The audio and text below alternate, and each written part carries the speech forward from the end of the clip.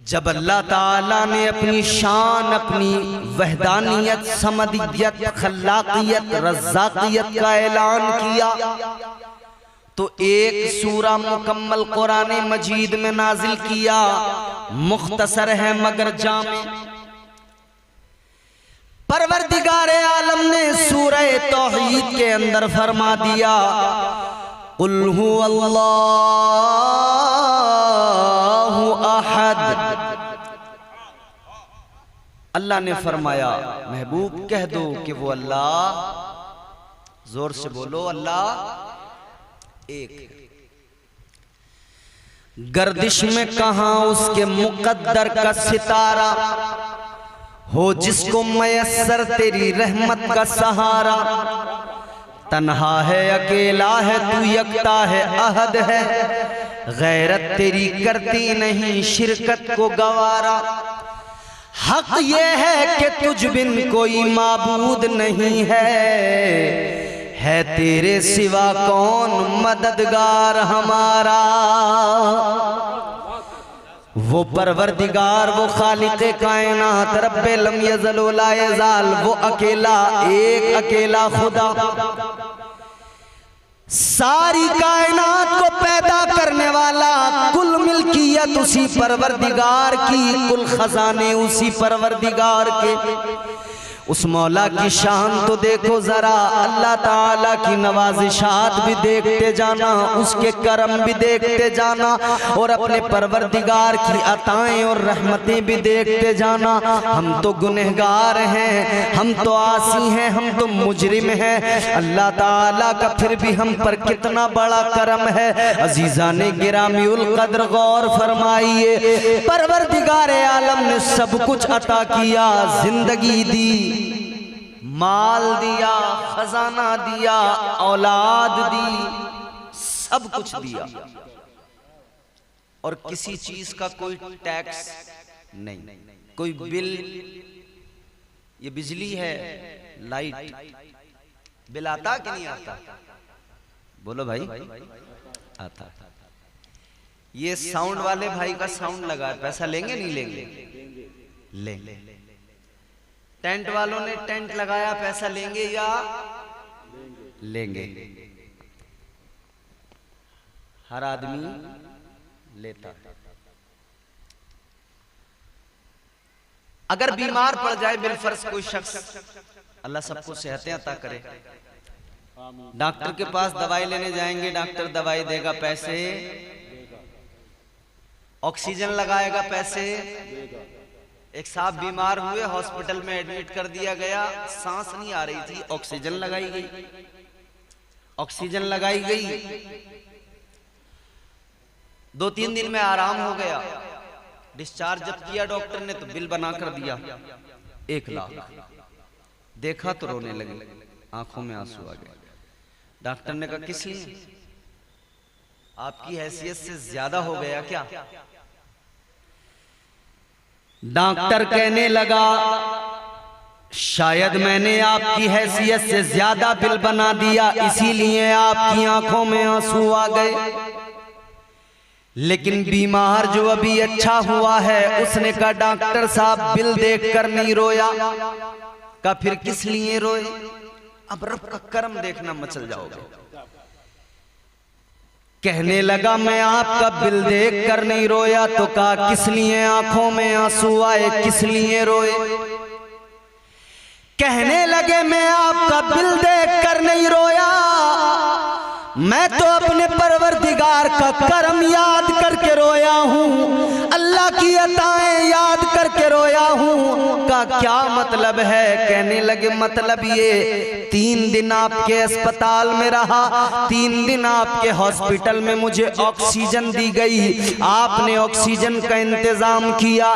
3 दिन में ऑक्सीजन अगर दी है, मेरा ख्याल अगर रखा है, मुझे दवाइयाँ अगर दी हैं, तो तुमने 1 लाख का बिल मुझे बना कर दे दिया। मुझे अल्लाह का करम याद आ रहा है। 60 साल की मेरी जिंदगी हो गई, हर लम्हा, हर मिनट, हर वक्त मेरा मौला, मेरा परवरदिगार मुझे ऑक्सीजन देता है, मगर अल्लाह ने मुझे कभी कोई बिल बना कर नहीं दिया है।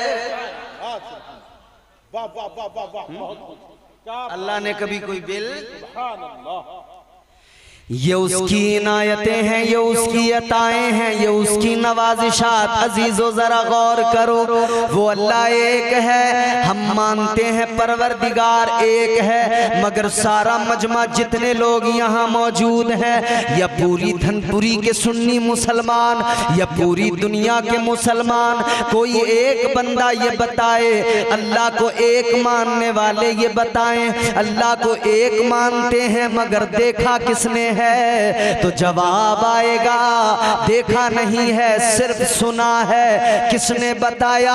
ताजदार मदीना ने बताया, इमामुल अंबिया ने बताया, वालिए कायनात ने बताया, महबूबे खुदा ने बताया।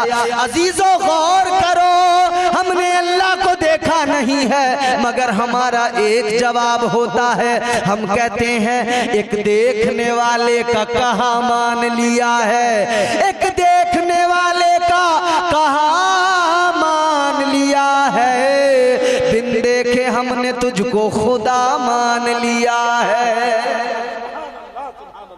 हक है, क्या बात है, सुभान अल्लाह। हम अल्लाह को एक मानते हैं, देखा नहीं, बेशक, लेकिन अगर गौर करें तो कायनात का जर्रा जर्रा गवाही देगा कि अल्लाह एक है, एक है।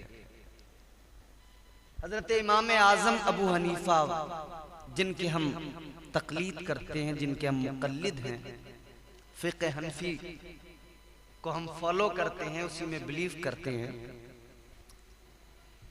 हजरत इमाम आजम अबू हनीफा रहमतुल्लाह अलैह अपने वक्त के बड़े जय्यद आलिम, एक खातून आपकी बारगाह में आई और आकर उसने कहा कि अपने कुछ सवालात किए, हजरत ने जवाब दिए, लेकिन आपने उस बूढ़ी औरत से, उस खातून से फिर एक सवाल किया।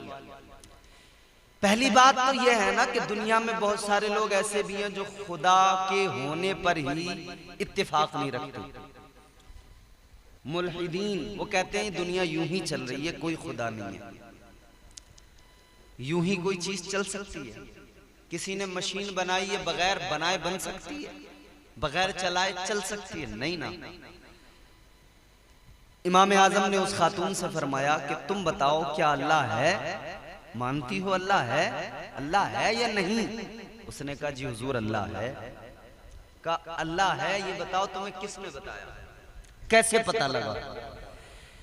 उस बूढ़ी औरत का जवाब सुनो, खुदा की कसम मचल उठोगे, ईमान ताजा हो जाएगा। हजरत इमाम आजम अबू हनीफा ने फरमाया ऐ खातून ये बता अल्लाह है ये तुझे किसने बताया? कहने लगी हुजूर मैं गरीब औरत हूं, चरखा चलाती हूं। कहती है हुजूर मुझे मेरे चरखे ने बताया कि अल्लाह है। क्या बात। इमाम आजम ने फरमाया ऐ खातून चरखे ने कैसे बताया? तवज्जो करो। कहने लगी हजरत मेरे चरखे ने मुझे बताया। कहने लगी मेरा एक चरखा है, मैं गरीब औरत हूँ, चरखा चलाती हूँ, सूत बनाती हूँ, धागा तैयार करती हूँ, कॉटन पकड़ती हूँ, उसका धागा बनाती हूँ। कहने लगी हजरत मेरे चरखे ने बता दिया कि अल्लाह है। का कैसे बता दिया? कहने लगी हजरत जब मैं चरखे को चलाती हूँ चलता है, नहीं चलाती नहीं चलता। कहती है मेरा छोटा सा चरखा जब बगैर मेरे चलाए नहीं चलता, तो कायनात का इतना बड़ा चरखा बगैर किसी के चलाए कैसे चल सकता है? पता लग गया, मालूम हो गया इस चरखे को कायनात के चलाने वाला कोई है, जो चला रहा है वही खुदा है। कोई तो है जो निज़ाम हस्ती चला रहा है, वही खुदा है। तो हजरत ने फरमाया अच्छा ये बात तो समझ में आ गई कि अल्लाह है, लेकिन अब ये बताओ अगर खुदा है तो एक है या दो हैं, एक या एक से ज्यादा? कहने लगी हजरत एक। आप भी बोलो अल्लाह एक है। हम शुरू से अपने बच्चों को सिखाते नहीं, अल्लाह एक है, बेऐब है, लारैब है वो खुदा, वहदहू ला शरीक, उसकी जात, आलिमुल गैब व शहादा, सब कुछ जानने वाला, सब कुछ खबर रखने वाला। हजरत ने फरमाया अल्लाह एक है, ये तुम्हें कैसे पता लगा? कहने लगी हजरत ये भी मुझे मेरे चरखे ने बताया। हजरत ने फरमाया चरखे ने कैसे बताया कि अल्लाह एक है? अब उस औरत का जवाब सुनो, खुदा की कसम ईमान ताजा हो जाएगा। कहने लगी हजरत मेरा चरखा, मैं एक हाथ से चरखा घुमाती हूं, एक हाथ से सूत बनाती हूं, धागा बनाती हूं।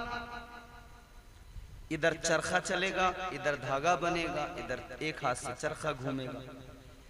कहने लगी हजरत अगर मैं चरखा चलाने के लिए एक और शख्स को बैठा लूं और मैं धागा पकड़ूं, सूत तैयार करूं और वो चरखा घुमाए तो गड़बड़ हो जाएगी। कहने लगी मेरा चरखा अगर दो लोग चलाएं तो बराबर नहीं चलेगा, इसलिए कि कभी वो तेज चला देगा, कभी आहिस्ता चला देगा। अगर उसने तेज घुमा दिया धागा पतला हो जाएगा, आहिस्ता चलाया धागा मोटा हो जाएगा। कहने लगी हजरत मुझे पता लग गया, एक से ज्यादा अगर मेरा चरखा चलाएं काम बिगड़ जाएगा। तो मेरे चरखे ने बता दिया कायनात के चरखे को अगर एक से ज्यादा खुदा चलाएं तब भी ये कायनात का चरखा नहीं चल सकता है, काम सारा बिगड़ जाएगा।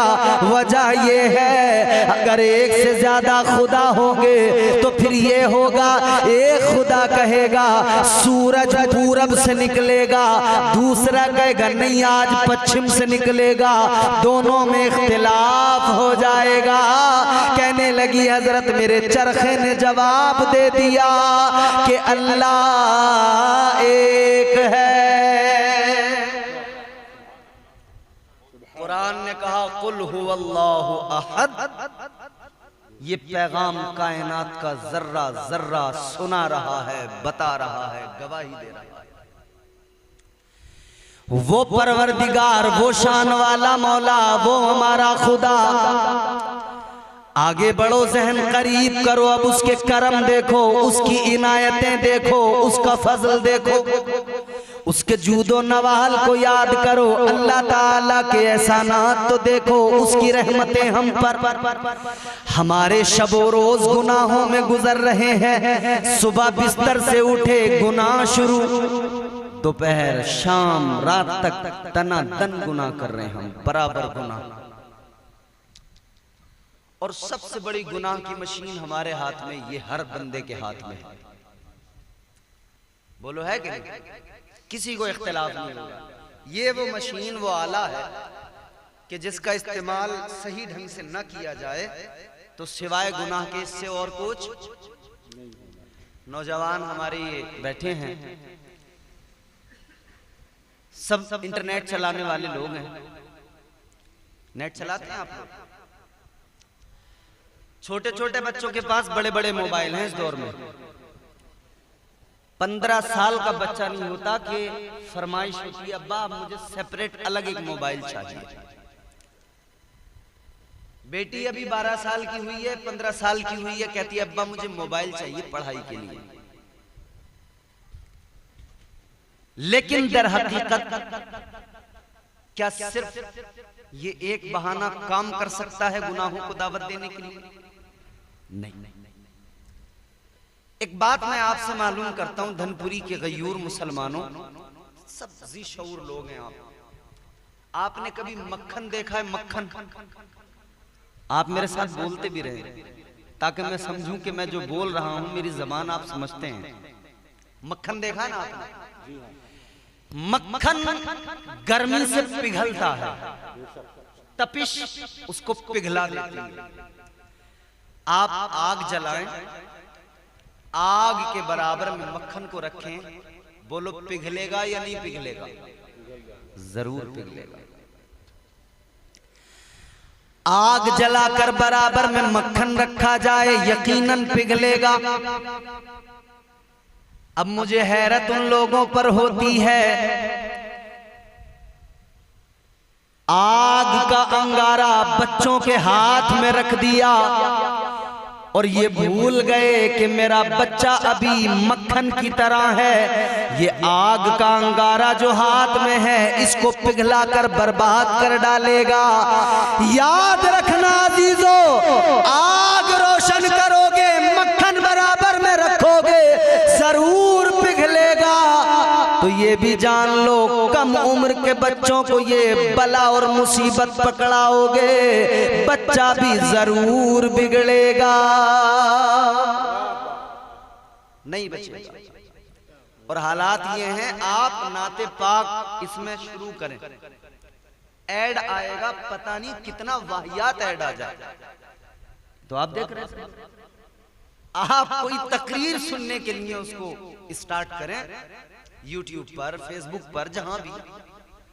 और हमारे नौजवान तो अब YouTube से इनका दिल भर गया, अब ये एडवांस हो गए, ये इंस्टाग्राम वाले लोग हैं, ये रील पे उछलने कूदने वाले लोग हैं।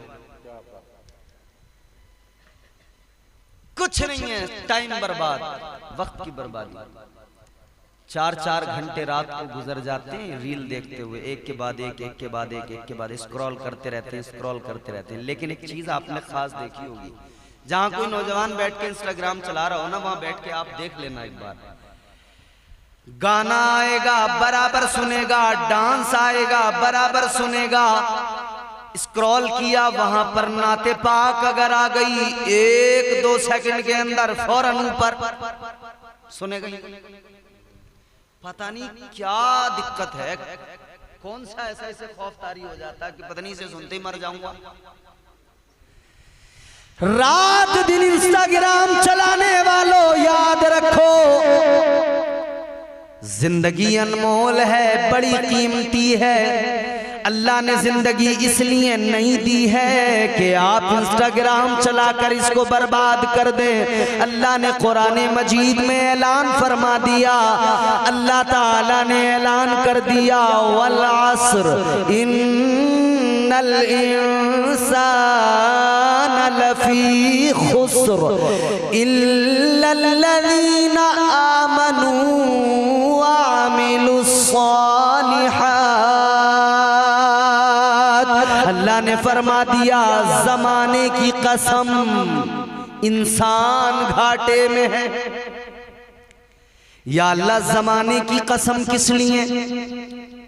मुफस्सिरीन फरमाते हैं जमाने से मुराद है वक्त, और वक्त की कसम अल्लाह ने इसलिए याद की कि वक्त की अहमियत को समझाया जाए, वक्त की कदर को बताया जाए, वक्त की अहमियत को बयान किया जाए। गोया अल्लाह ने कुरान मजीद में वक्त की अहमियत को बयान कर दिया, वक्त की कदर को समझा दिया और बता दिया, ए मेरे बंदो गौर करो, वक्त बड़ा कीमती होता है। सुबह मगरूर को वो शाम भी कर देता है, शोहरतें छीन के गुमनाम भी कर देता है। वक्त से आंख मिलाने की हिमाकत न करो, वक्त इंसान को नीलाम भी कर देता है। वक्त की कदर करो।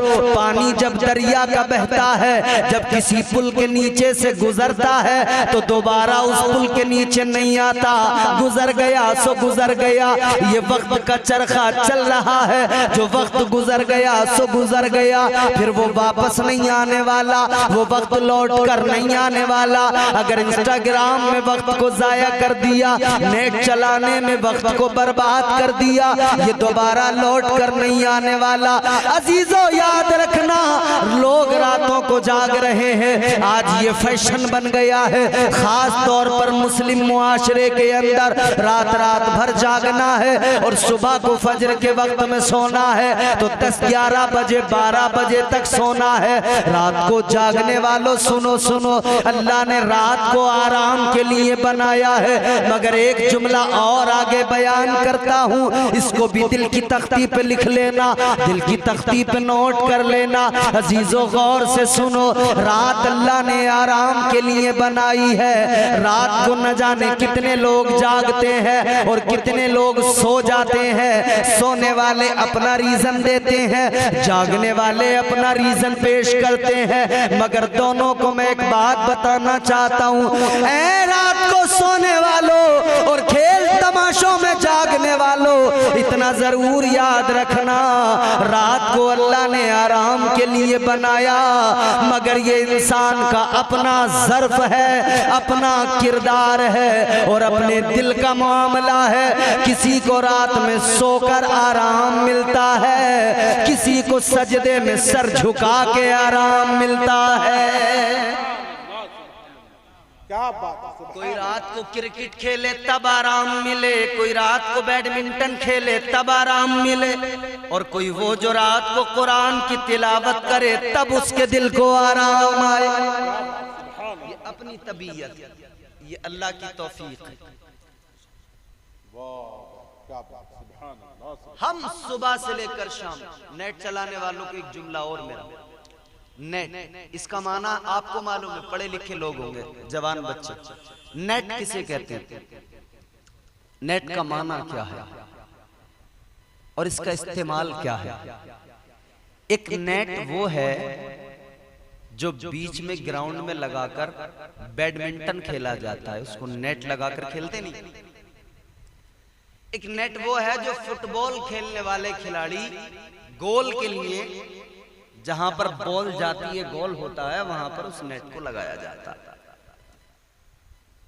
नेट के बहुत सारे इस्तेमाल हैं, मगर एक खास इस्तेमाल है जो इसका बरसों से होता आ रहा है, असल वही इस्तेमाल है। वो इस्तेमाल करता है माहीगीर, मछलियां पकड़ने वाला। कौन बोलो? मछली पकड़ने वाला। वो जाल डालता है, नेट डालता है दरिया में, फिर उसको जब खींचता है तो उसमें क्या आता है? जोर से बोलो, मछलियां। लेकिन अजीजों एक बात बताता हूं, जब वो नेट डाल के खींचता है सिर्फ मछलियां नहीं आती, साथ में गंदगी भी आती है, कचरा भी आता है तालाब का, गिलाजत भी साथ में आती है। नेट डाला, खींचा, मछलियां भी आई, गंदगी भी आई, गिलाजत भी आई, तो माहीगीर ने क्या किया? मछलियों को निकाल कर अपने पास रखा, गंदगी को फेंक दिया, गिलाजत को फेंक दिया, गंदगी को किनारे लगा दिया। नेट चलाने वालों, तुम भी नेट का इस्तेमाल कर रहे हो, माहीगीर से सबक हासिल कर लो। जब नेट लगाया जाएगा, चलाया जाएगा, इसके साथ में गंदगी भी आएगी, गिलाजत भी आएगी। अब चाहे वो माहीगीर का नेट हो या मोबाइल पे चलाया जाए नेट, ये नेट हो, इस नेट को जब चलाओगे यहाँ पर भी गिलाजत आती है। वो गंदगी फिल्मों की गंदगी है, वो गिलाजत गानों की गिलाजत है, वो गंदगी सीरियल ड्रामों की गंदगी है। जब नेट चलाओगे ये गिलाजत साथ में आएगी। आपको बस वही करना है जो वो मछली पकड़ने वाला करता है, वो गंदगी को फेंक देता है। आप भी गंदगी को दूर करना। अगर नेट चलाकर देखना तो कुरान की आयतें देखना, अगर नेट चलाकर कुछ सुनना तो अल्लाह ताला का प्यारा कलाम सुनना और ताजदारे मदीना की प्यारी प्यारी नातें सुनना, तब ये नेट चलाना तुम्हें फायदा पहुंचाएगा। ये तो है उसका इस्तेमाल सही। आगे बढ़े, हम गुनाहगार हैं मगर अल्लाह फिर भी करम करता है। रात दिन गुनाह करते, रात दिन। अच्छा एक बात आप जरा मुझे बताएं, हमारे अंदर कौन सी बुरी आदत नहीं? जिना, चोरी, शराब, डकैती, बदमाशी,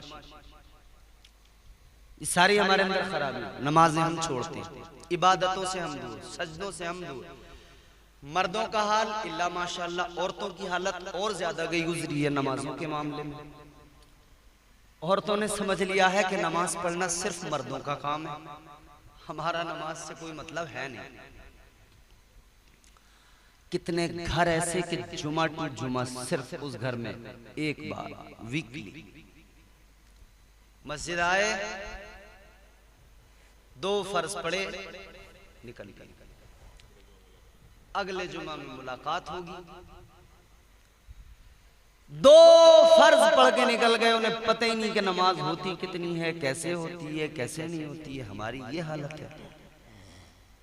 हफ्ते वाले नमाजी एक कैटेगरी, दूसरे साल भर में एक बार पढ़ने वाले नमाजी, ईद टू ईद बीच में सब सफा चक, क्लीन स्वीप।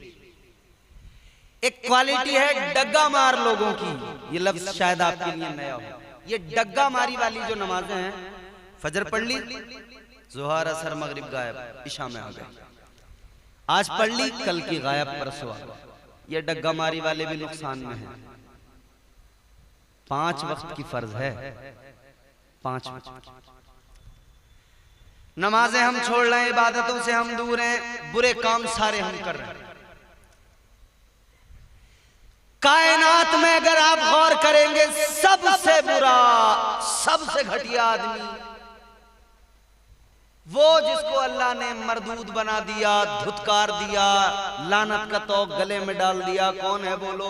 बच्चा बच्चा जानता है, शैतान। नमाज ना पढ़ने वाला कहता है शैतान ने बहका दिया, रोजा ना रखने वाला कहता है शैतान ने बहका दिया, चुगली करने वाला कहता है शैतान ने बहका दिया, गीबत करने वाला कहता है शैतान ने बहका दिया। सारे गुनाह करके किसके खाते में डाले? ये है मतलब उसके खाते में डालेंगे, बच के निकल जाएंगे। इम्पॉसिबल, नहीं हो सकता ना।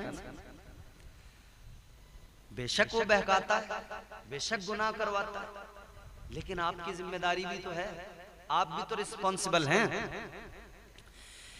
याद रखो अजीजो, अल्लाह ने दिमाग दिया, अक्ल दी, मगर एक बात कह के आगे बात बढ़ाते हैं। शैतान बहकाता है, शैतान जलील हुआ, मरदूद हुआ, क्या जुर्म था उसका?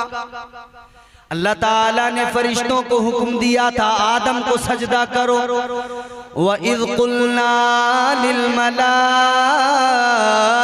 इसजुदू लि आदम फसजदू इल्ला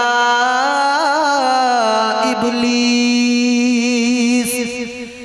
अल्लाह ताला ने हुक्म दिया आदम को सजदा करो, सबने सजदा किया, शैतान ने नहीं किया। अल्लाह ने लानत का तौक गले में डाला, मरदूद बनाकर निकाल दिया। परवरदिगार ने फरमाया दफा हो जा, अल्लाह ने फरमाया निकल जा, अल्लाह ने मरदूद बना दिया। लेकिन अजीजों गौर करो, क्या किया? सजदा नहीं किया, अल्लाह का हुक्म नहीं माना है? और वो हुक्म नहीं माना जिसमें पैगंबर खुदा की ताजीम थी, ना मानने पर तौहीन हो गई। सारा मजमा, सारे मिंबर पे बैठे उलमा बताएं, क्या शैतान ने शराब पी थी? बोलो बोलो भाई। शैतान ने चोरी की थी, डांका डाला था, जिना किया था, क्या किया था? एक नाफरमानी, सजदा नहीं किया। सैकड़ों लाखों सजदे किए, वो एक नहीं किया। अल्लाह ताला ने फरमाया काला फखरुज मिनहा फइन्नका रजीम व इन्ना अलैका लानता इला यौमिद्दीन। अल्लाह ने दफा कर दिया, मरदूद बना दिया, फरमाया निकल जा, दफा हो जा। अल्लाह ने फरमाया तुझे कयामत तक के लिए लानती बना दिया गया। मगर सुनो सुनो, शैतान जाते जाते कहने लगा या अल्लाह जा तो रहा हूँ मगर ज्यादा दूर नहीं जाऊंगा। फरमाया परवरदिगार ने कहाँ जाएगा? कहने लगा लअक़उदन्न लहुम सिरातकल मुस्तक़ीम।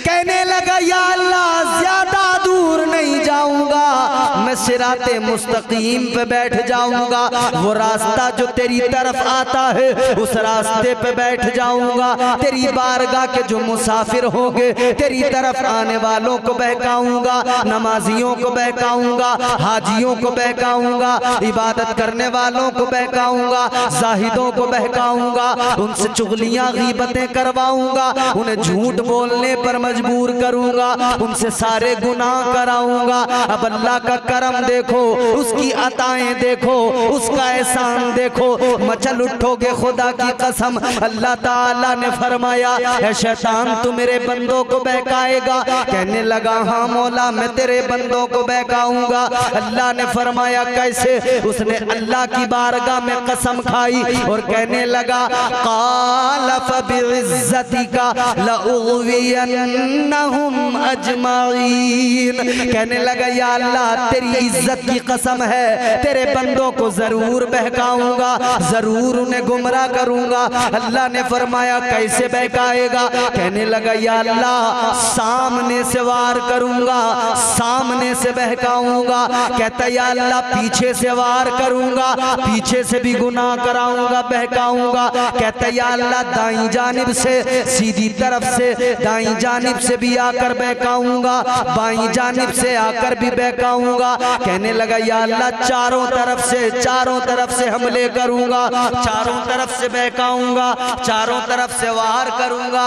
अल्लाह ताला ने फरमाया शैतान तू चार तरफ से बहकाएगा, चार समतों का तूने इंतखाब किया है, चार साइडों को तूने चुना है, मगर दो समतों को तूने छोड़ दिया।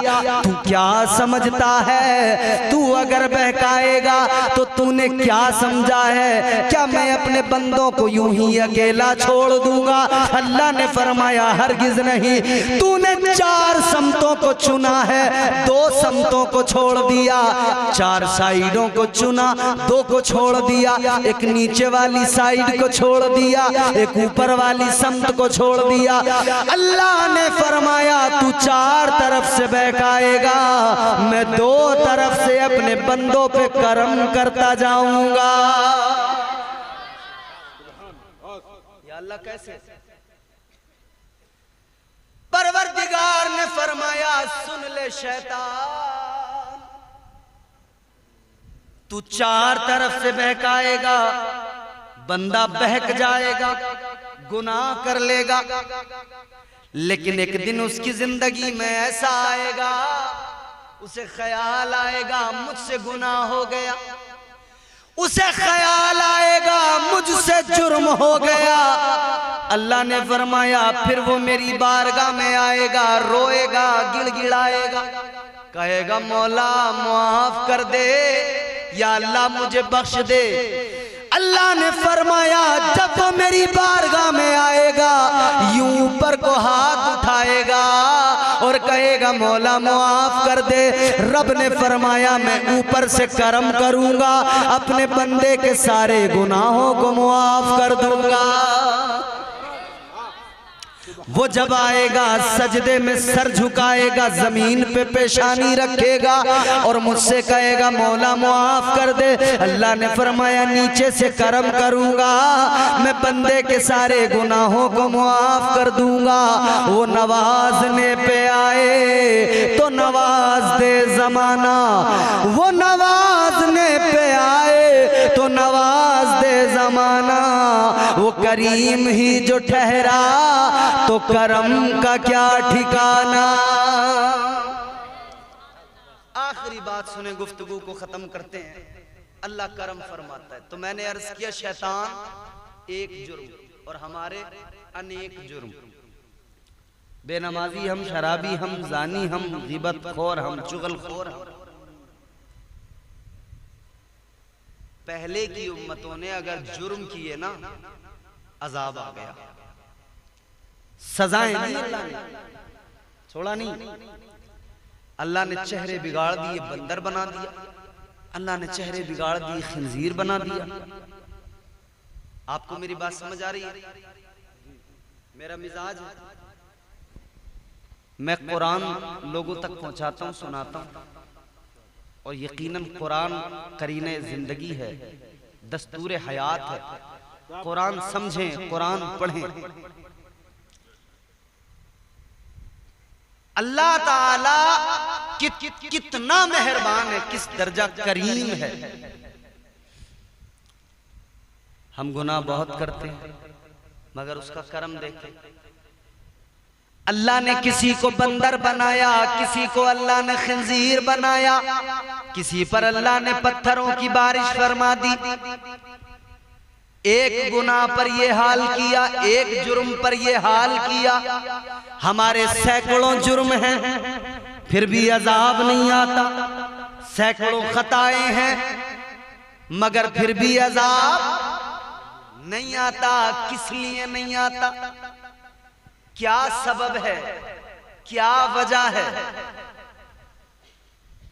अल्लाह ताला ने एक कौम आद उसे हुक्म दिया कि तुम मछलियां पकड़ते थे वो लोग। अल्लाह ने फरमाया एक दिन हफ्ते में, शनिचर का हफ्ते का दिन का, इस दिन नहीं पकड़ना तुम मछली, बाकी आप पकड़ो। लेकिन नहीं माने, पकड़ी मछलियां। कैसे? तरकीब निकाली, जुगाड़ जिसको कहते हैं, जुगाड़ समझते हैं? जुगाड़ हमारे यहाँ जुगाड़ बहुत होता है हिंदुस्तान में। मोटरसाइकिल को बीच में से काट के पीछे से एक बड़ी सी बॉडी लगा के उसे लोडिंग गाड़ी बना दिया जाता है, ये जुगाड़ है। बढ़िया बुलेरो गाड़ी हो, उसका पीछे का हिस्सा हटा देंगे, उसको बना दिया लोडिंग वाली गाड़ी। साइकिल को कुछ बना दिया, रिक्शे को कुछ बना दिया। अल्लाह खैर करे, बड़े जुगाड़ है हमारे यहाँ। उन्होंने क्या किया? उन्होंने कहा कि भाई इस दिन मछलियां पकड़ने का हुक्म नहीं है, तो एक काम करो, अपने घरों की तरफ दरिया से नाले बनाओ, घर में छोटे हौज बनाओ, मछलियां आएंगी घर में, हफ्ते के दिन अपने हौज में आ जाएंगी, माल अपना इतवार में पकड़ लेंगे। जुगाड़ तो अच्छा था, मछलियां आई भी, मगर अल्लाह नाराज हो गया। अल्लाह ने मछलियों को हुक्म दिया जाओ वापस, मछलियां सारी वापस चली गई। फिर अल्लाह का अजाब आ गया। परवरदिगारे आलम ने अजाब नाजिल किया। अल्लाह ताला ने उनको बंदर बना दिया, चेहरे बिगाड़ दिए। एक जुर्म, सजा क्या? बंदर बना दिया अल्लाह ने। अब जलसे के बाद में घर जाना, आईना उठाना, अपना चेहरा देखना, फिर अल्लाह का शुक्र अदा करना।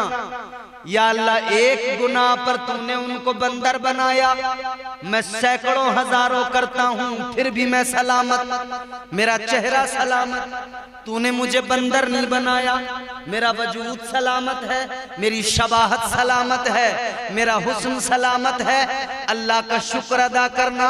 और ये भी याद रखना, अगर अल्लाह ने बंदर नहीं बनाया, अजाब नहीं आया इतने गुनाहों के बावजूद भी, तो इसको अपना कमाल ना समझना, इसको अपना कमाल या अपने सजदों का कमाल ना समझना। ये तुम्हारा मेरा कमाल नहीं, ये तुम्हारे मेरे सजदों का कमाल नहीं, ये दो आमिना के लाल का कमाल है, ये मदीने वाले मुस्तफा का कमाल है। मेरे अमाल का बदला तो जहन्नम ही था, मैं तो जाता मुझे सरकार ने जाने न दिया। बचाने वाली जात मुस्तफा, अताएं बेशुमार, लेकिन सबसे बड़ा फजल ये कि अल्लाह ने महबूब अता फरमा दी। सबसे बड़ा उसका करम ये कि उसने प्यारा महबूब अता किया। वो काली जुल्फों वाला वो प्यारा पैगंबर अता कर दिया कि उसके सदक़े में अजाब नहीं आता, उसके सदक़े में पत्थरों की बारिश नहीं होती। और मेरे हुजूर ने वो नक्शा बयान किया। हुजूर फरमाते हैं, गुनहगारों देखो, मैदान महशर का मंजर आका ने बयान किया। फरमाया, एक शख्स मैदान महशर में खड़ा था, उसके नामे अमाल को मीज़ान पर रखा गया, उसके अमाल को तोला गया, एक पलड़े में नेकियां, एक पलड़े में गुनाह। रब की रहमत देखें आप, इधर नेकियां इधर गुनाह, वजन किया गया, कितनी बराबर। अब जरूरत है एक नेकी की, मिल जाए तो काम बन जाए। एक नेकी मिलेगी तो जन्नत। अब एक नेकी कम पड़ गई, एक नंबर, जानते हैं आप, एक नंबर, इसकी बड़ी अहमियत है। हम एक ही नंबर पे तो बात कर रहे हैं, अल्लाह बोलो एक नंबर पे बात हो रही है। जो चीज सबसे बढ़िया उसे कहते हैं एक नंबर, और जो घटिया उसे, माल चोरी का है तो, आदमी घटिया है तो 2 नंबरी। प्योर जितना भी है वो एक नंबर में आता है, खालिस प्योर एक नंबर। आप और हम जितने बैठे हैं ना बिल्कुल खालिस हैं, प्योर हैं, एक नंबर है। क्या बात, सुभान बोलो ना सुभान अल्लाह। सुभान अल्लाह। एक नंबर है हम, 2 नंबर भी आपने देखे होंगे। अल्लाह ताला ने पूरा तो नहीं बनाया मगर थोड़ा थोड़ा तो बना ही दिया है। आप मेरा जुमला समझ गए। एक नंबर और 2 नंबर का फर्क आप यहीं से समझ लें। एक नंबर जितने बेहतरीन क्वालिटी। अच्छा एक बात सुनो, मार्केट के अंदर पहले जो घी था उसको क्या कहते थे? बस घी, और कुछ नहीं, बस घी, कोई नाम नहीं था, बस घी। फिर बाद में डालडा आ गया, मिलावट वाला आ गया। जब ये 2 नंबर वाले आए तो फिर अब लिख के दिया जाता है खालिस घी, शुद्ध देसी घी, ओरिजिनल घी, पहचान कराई जा रही है। ये 1 नंबर है, ये 2 नंबर, ये डालडा है, मिलावटी है। तो अब लिखना मजबूरी बन गया। तो जमाने के हिसाब से प्योरिटी बताने के लिए कोई ना कोई स्लोगन जरूर होता है। आप मेरी बात अब कैच कर लेंगे। जमाने के हिसाब से प्योरिटी बताने के लिए स्लोगन का होना जरूरी है। इसी तरह प्योर जितने थे उन्होंने कहा बड़ा मामला गड़बड़ हो गया, 2 नंबरी आ गए, मिलावटी आ गए, पता कैसे चले कि 1 नंबर कौन और 2 नंबर कौन? तो स्लोगन कितना प्यारा, मसलके आला हजरत आ गया स्लोगन के। देखो जैसे देसी घी के डब्बे पे लिखा गया खालिस घी, वैसे 1 नंबर वाले खालिस पे लिखा गया मसलके आला हजरत वाले। मतलब पता चल गया जितने खालिस 1 नंबर वाले हैं मसलके आला हजरत वाले हैं, और जितने 2 नंबरी डालडा हैं।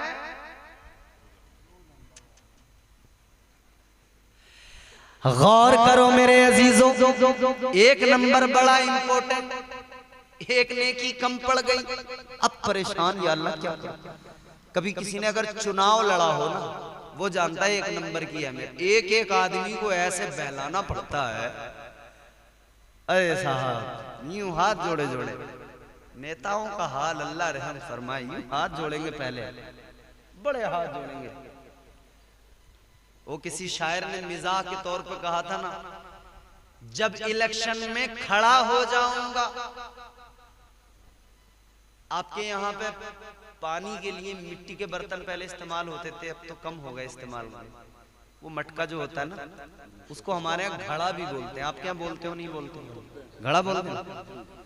वो चिकना जब हो जाता है ना तो उसमें वो बात नहीं रहती। जब बिल्कुल चिकना हो जाता है, पानी डालो फौरन नीचे, रुकता ही नहीं, रुकता ही नहीं, बिल्कुल चिकना हो जाता है। जब इलेक्शन में खड़ा हो जाऊंगा, आदमी मैं भी बड़ा हो जाऊंगा। नेता नेता जब कहेंगे मुझको लोग, मैं भी फिर चिकना घड़ा हो जाऊंगा।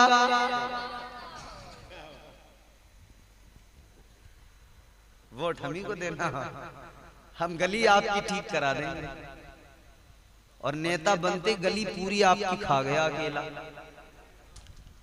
इसने जरा सा रहम न किया, पूरे रास्ते खा गया, कॉलोनियां खा गया, वो लैट्रिन बनने के लिए गवर्नमेंट ने पैसे दिए, वो लैट्रिन खा गया, कुछ नहीं छोड़ा इसने। डकार नहीं लेता, बगैर डकार के हजम कर लेता, सब खा जाता। एक एक आदमी को इलेक्शन में बहलाएगा, फुसलाएगा, किसी भी तरह वोट न जाए इधर उधर।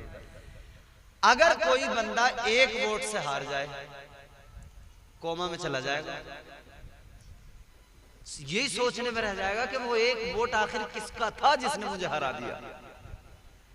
हिसाब ही लगाता रहेगा, पूरे 5 साल कोमा में चला जाएगा कि भाई मैंने तो उसे भी पैसे दिए, उसे भी पैसे, शायद वो था जिसने वोट नहीं दिया, शायद उसने नहीं दिया। अरे कोई एक कम वक्त मुझे वोट डाल देता, मैं जीत जाता, मेरा काम बन जाता। एक नंबर की बड़ी है इसकी नेकियां एक पलड़े में, गुनाह एक पलड़े में। हुजूर फरमाते सहाबा से कि एक नेकी कम पड़ गई, अब ये परेशान है, क्या करूं, एक नेकी कम पड़ गई। परवरदिगारे आलम ने फरमाया एक नेकी कम पड़ गई, सुन ले, मैं तेरा रब हूं, तुझ पे बेशुमार करम किए, एक करम और करता हूं, जा चला जा। अहले महशर अव्वलीन आखिरीन सब जमा हैं, ट्राई कर ले, एक नेकी लेके आ जा। अगर कोई दे सके तो एक नेकी लेके चला, एक नेकी लाएगा तू जन्नत में चला जाएगा, एक नेकी लाएगा जन्नत का हकदार बन जाएगा। अब सुनो अजीजो, ये निकला एक नेकी की तलाश में मैदान महशर के अंदर। इसने सोचा किससे नेकी मांगू, किसके पास जाऊं, तो जहन में बात आई, ख्याल आया, एक ही जात है जिसे सबसे ज्यादा मेरा ख्याल है, एक जात है जिसने सबसे ज्यादा मुझसे प्यार किया है। सो फौरन दिमाग ने फैसला दिया, वो मेरी माँ है कि माँ ने बड़ा प्यार किया। कितना 9 महीने तक शिकम में रखा, फिर मेरी पैदाइश हुई तो माँ बहुत रोई, बहुत चीखी, बहुत तड़पी। फिर माँ ने मुझे पाला, परवरिश की, गीले में सोई, सूखे में सुलाया। ये माओं की कुर्बानियां, मेरी माएं बहनें बैठी हैं, ये इनकी कुर्बानियां हैं। वो जो बच्चे की विलादत के वक्त में जो तकलीफ होती है ना, उसका आप तसव्वुर नहीं कर सकते। मर्द हजरात, वो बड़ी सख्त तकलीफ है। आजकल तो दौर बदल गया, माँ का मर्तबा इतना बुलंद क्यों? हुजूर ने फरमाया माँ के कदमों में जन्नत है। क्या है? माँ के कदमों में जन्नत। मुनव्वर राना ने कहा बुलंदियों का बड़े से बड़ा निशान छुआ, उठाया गोद में माँ ने तब आसमान छुआ। माँ की वो शान है, माँ वो अजमत वाली, वो प्यारी शख्सियत, वो प्यारी जात। आका ने फरमाया माँ के कदमों में जन्नत, लेकिन बाप का भी मकाम हुजूर ने घटाया नहीं। फरमाया तेरी जन्नत तेरे माँ के कदमों में है, मगर तेरी माँ की जन्नत अपने शोहर के यानी तेरे बाप के कदमों में। माँ की भी इज्जत कर, बाप का भी अदब कर। माँ के कदमों में जन्नत है तो बाप जन्नत का बोलो दरवाजा है। क्या है बोलो? धनपुरी वालों जोर से बोलो, क्या है? दरवाजा। एक आदमी अपने अब्बा को पकड़ कर धो रहा था, तबीयत से ठुकाई कर दी उसने। अब किसी नेक आदमी ने, मौलाना आफाक जैसे किसी शख्स ने कह दिया कि भाई क्यों मार रहा है? अल्लाह के बंदे, बाप को क्यों मार? कहने लगा मौलाना साहब कुछ नहीं, वो जन्नत का दरवाजा थोड़ा टेढ़ा हो गया था, मैं उसको सीधा कर रहा हूं। बाप की भी कद्र, माँ की भी कद्र। लेकिन एक चीज यहाँ पे मैं बात बड़ी खास है, माँ जब बच्चा पैदा होता है बहुत दर्द उसे सहना होता है, बहुत तकलीफ। आजकल क्या हो रहा है? ऑपरेशन, वो दर्द ही खत्म हो गया। डॉक्टर ने कहा बिल्कुल अभी खत्म करते हो, इंजेक्शन एक लगाया, दर्द पूरा खत्म, वो पड़ी है बेहोश, इधर बच्चे की विलादत, कुछ नहीं, पेट काटा, निकाल लिया, टांके लगाए, खत्म, खलास। हुजूर की बारगाह में एक शख्स आया, उसने कहा या रसूल अल्लाह मैंने चिलचिलाती धूप में, गर्मी शदीद है, अपनी माँ को अपने कांधों पे बिठाया, काबे के अंदर लेके आया। कहता हुजूर ऐसी गर्मी, ऐसी धूप कि गोश्त का टुकड़ा अगर चट्टान पे रखा जाए तो वो भुनकर कबाब बन जाए, इतनी सख्त गर्मी का हुजूर। उस गर्मी में, उस चिलचिलाती धूप में मैंने अपनी माँ को कांधों पे बिठाया और मैंने लाकर खाने काबा का तवाफ कराया। हुजूर ये बताएं क्या ये माँ का जो मुझ पे हक था अदा हो गया? हुजूर ने फरमाया माँ का हक अदा हो गया? कैसी बात करता है? जब तू पैदा हुआ था तेरी विलादत के वक्त में तेरी माँ की एक चीख निकली थी, दर्द के सबब एक चीख निकली थी। आका फरमाते उस एक चीख का भी अभी तूने हक अदा नहीं किया। वो माँ है। इसे ख्याल आया माँ से ज्यादा प्यार करने वाला कौन होगा? माँ के पास गया, अम्मा आज महशर में तेरा बच्चा परेशान है और इतनी सी बात है, एक नेकी कम पड़ गई है, अम्मा एक नेकी दे दे, तेरा लाल जन्नत में चला जाएगा। माँ ने कहा बेटा ये दुनिया नहीं है, बहुत किया तेरे लिए मैंने दुनिया में, सब कुछ तेरे लिए किया दुनिया में, हद हो गई ना। बच्चे की खुशी माँ की खुशी, बच्चे का गम माँ का गम। इस पंखे को बंद कर दें या फिर थोड़ा इधर कर दें। बच्चे की खुशी माँ की खुशी, बच्चे का गम माँ का गम। यानी माँ ऐसे राजी हो जाती है, अपनी औलाद के गम को अपना गम बना लेती है। वो रजा सिरसिवी एक शायर है, बस ठीक है ठीक है, ये इधर आवाम पब्लिक की तरफ करो थोड़ा भाई, लोगों को भी हवा ये भाग ना जाए कल से, इनका ख्याल रखो भाई, थोड़ा पंखे वंखे हमारी तरफ भले ना हो, इनकी तरफ रखो जरा। अल्लाह खुश रखे। बड़े अच्छे लोग, मुझे बड़ा अच्छा लगता है ऐसे लोग जब सुनने वाले मिलते हैं तो, वरना यूं तो हजारों के मजमों में हम बोलते भी हैं लेकिन कहीं कहीं तो सुनने वाले नहीं होते, बस हाय हल्ला होता है। सुनने वाले जब अच्छे लोग मिलते हैं तो मजा आता है फिर अच्छी तरह से। माँ रजा सिरसिवी ने क्या कहा? कब्र की आगोश में जब थक के सो जाती है माँ, तब कहीं जाकर रजा थोड़ा सुकून पाती है माँ। मांगती ही कुछ नहीं अपने लिए अल्लाह से, अपने बच्चों के लिए दामन को फैलाती है माँ। अपना गम जो बच्चों का गम वो माँ का गम, जो बच्चों की खुशी वो माँ की खुशी। का अम्मा एक नेकी दे दो, माँ ने कहा बेटा दुनिया में तेरे लिए सब कुछ कर दिया, इधर कोई उम्मीद न लगा, इधर कोई तवक्को न रख, इसलिए कि यहाँ नफ्सी नफ्सी मुझे अपनी फिक्र है, तू अपनी फिक्र कर ले, आज मैं तुझे कोई नेकी नहीं दूंगी। इतना सुना मायूस हो गया।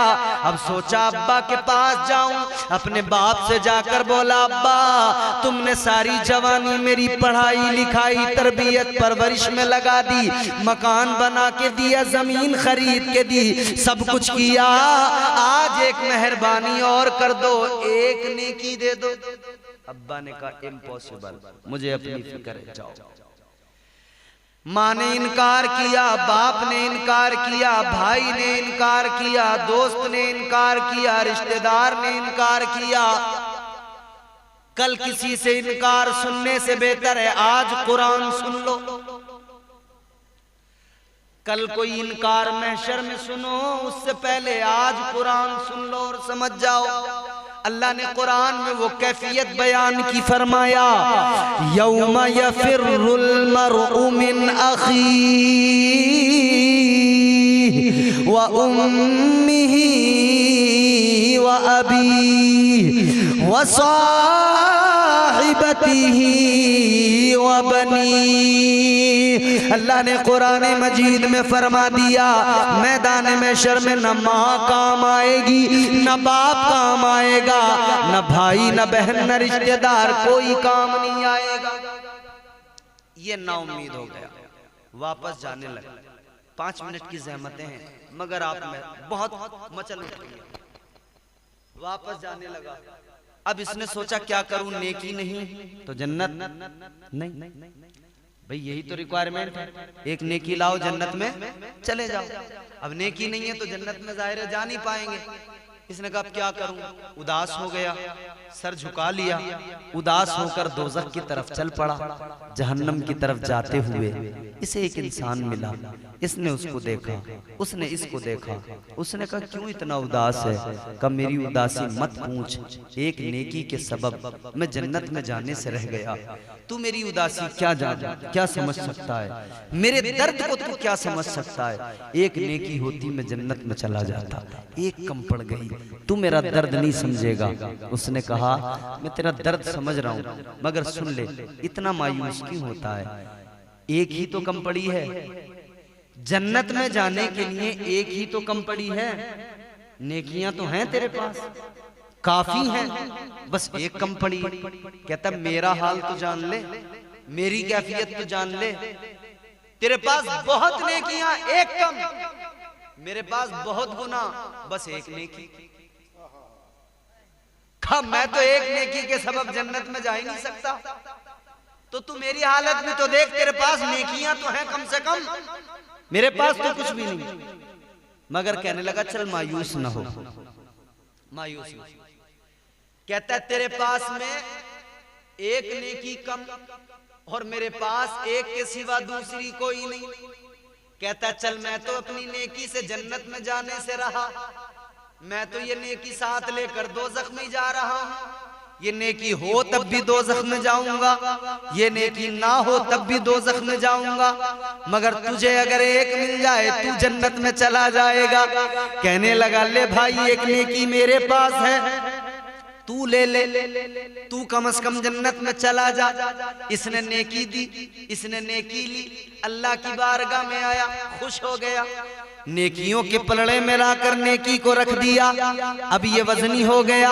अल्लाह ने फरमाया तू नेकी ले आया, अब तू जन्नत का हकदार हो गया, हुक्म हो गया जन्नत में दाखिल हो जा।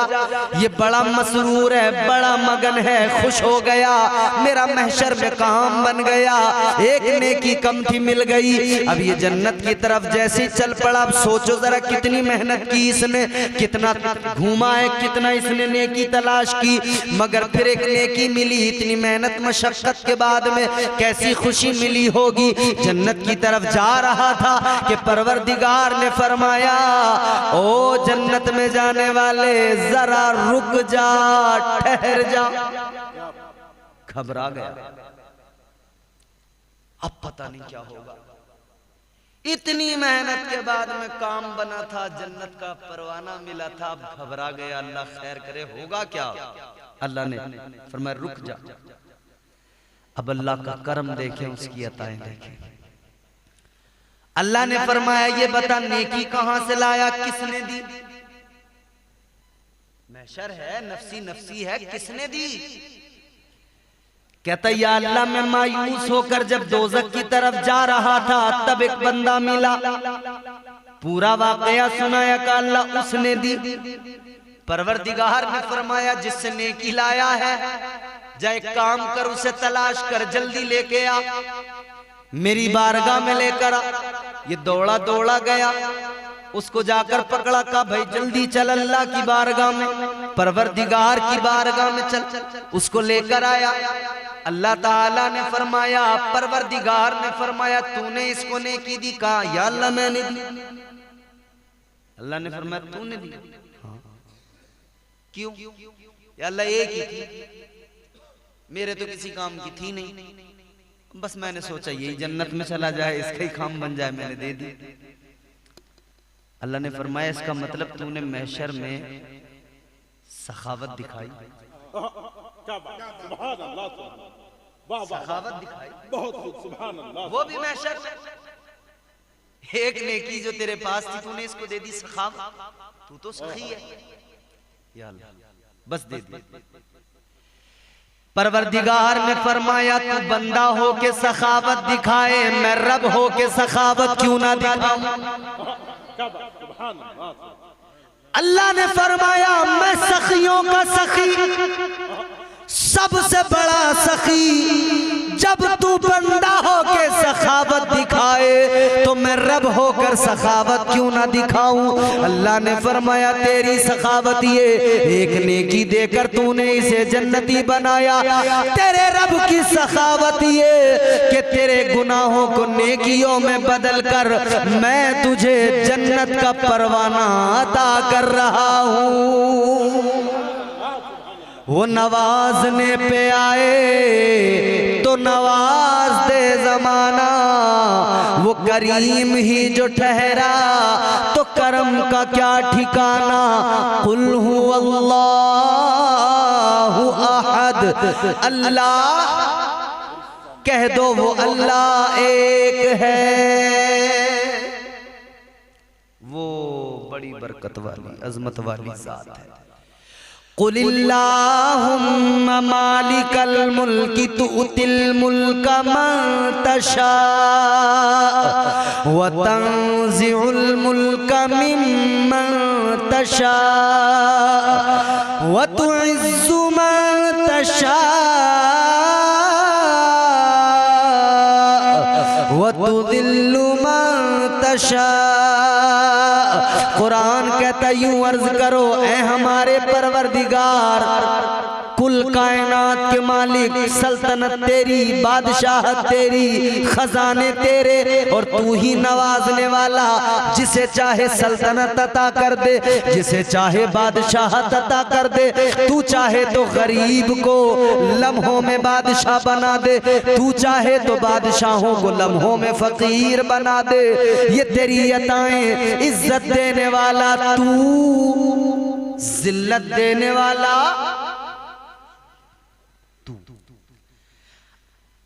अल्लज़ी खलक़ल मौत वल हयात लियब्लुवकुम अय्युकुम अहसनु अमला। जिंदगी मौत का मालिक भी परवरदिगार। कुल हुवल्लाहु अहद, उस रब का शुक्र अदा करें, हर लम्हा शुक्रगुजार बने कि उसका करम है हम पर कि उसने हमें और आपको इंसान बनाया, साहिब ईमान बनाया, और हम सबको मुस्तफ़ा का गुलाम बनाया, हुजूर का उम्मती बनाया। तो बंदे का रब से रिश्ता मजबूत होना चाहिए, और ऐसा रिश्ता हो जैसा रिश्ता मौला अली ने बताया ना, कि बंदा रब की बारगाह में खड़ा हो नमाज के लिए और अपनी मोहब्बत वारिफ्तगी अकीदत का इजहार करे, तो अंदाज यूं हो कि जब नमाज की नियत कर लेना तो फिर यूं उसकी कैफियत हो कि गोया वो खुदा को देख रहा है। ये नहीं हो सकता तो आसान किया कि कम से कम इतना तो हो कि मैं खुदा को अगर नहीं देख रहा तो मेरा खुदा मुझे अल्लाह हर हाल में देख रहा है। अल्लाह से अपना रिश्ता मजबूत करें। आज की महफिल अल्लाह ताला की अजमत व पाकीज़गी और उसकी बुजुर्गी व बरतरी के नाम अल्लाह ताला हमारी इन महफिलों को कबूल करे, और परवरदिगार हम सबको यूं ही हक सुनने, समझने और उस पर अमल करने की तौफीक अता फरमाए। बानियाने जलसा को, मुंतज़िमीन को, तमाम सामईन को अल्लाह ताला खूब खूब रहमतें, बरकतें, इज्जतें, दौलतें, शोहरतें नसीब फरमाए।